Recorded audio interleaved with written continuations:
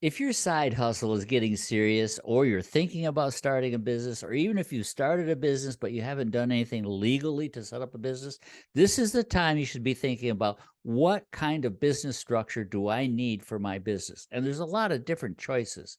The most popular ones that you tend to hear about are sole proprietorship, general partnership, limited liability, limited partnership, S Corp, C Corp, professional corporations. There's a lot of different choices.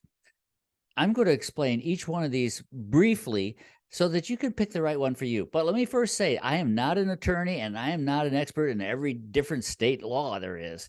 But there are some general things that you should think about in terms of what kinds of structure you should select for your business. The first one and easiest ones are sole proprietorship or partnership.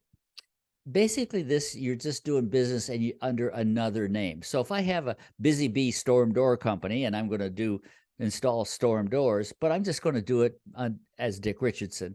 I don't have to set up any legal framework or anything or file any papers. But if I do a contract in order to put a storm door on your house, I have to sign it not Busy Bee storm door company, but I have to sign it as Dick Richardson because basically it's doing business as another name. There's no protection in terms of liability if I get hurt on the job or I damage your property or something.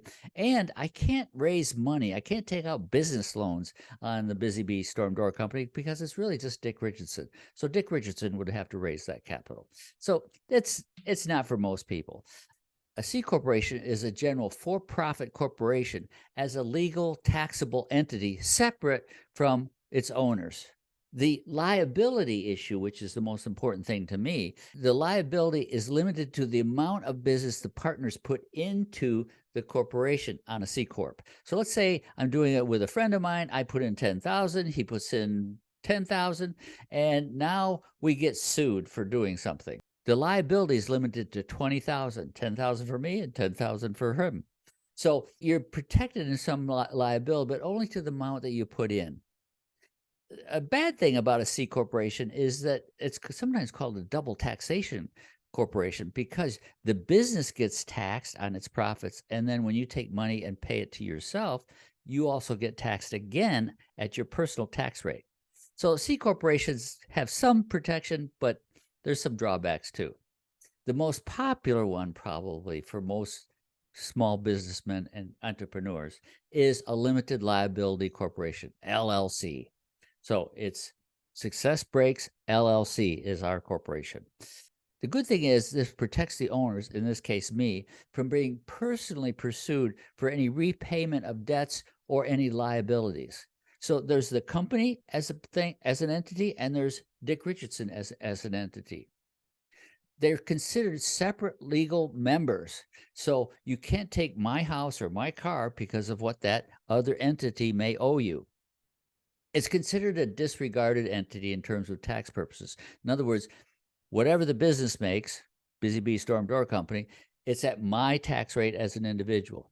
There are many types of variations of LLCs. In different states, there's different types of LLCs that you may want to choose. So you want to look at your state's State Department website to see which kinds of LLCs are available to you. I think it's generally the best thing for most business people. There's an S corporation, which is basically a pass-through for in terms of the IRS and taxation is concerned.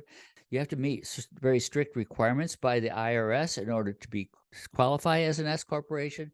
You must hold an annual shareholders meeting. You must have a board of directors. You have to record all these kinds of things. So an S corporation, unless you're getting really big, probably isn't the thing for most of us as entrepreneurs. So obviously, my recommendation for most people is look at an LLC. Simple reasons. One is limited liability. In other words, you can't get after my house or my car. It is a separate entity legally.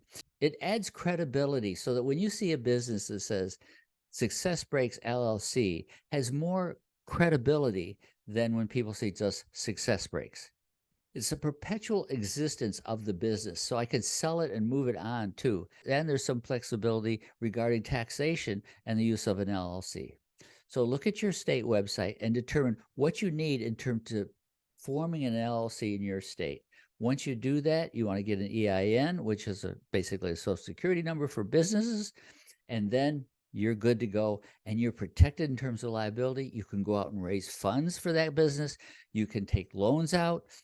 It's the way to go.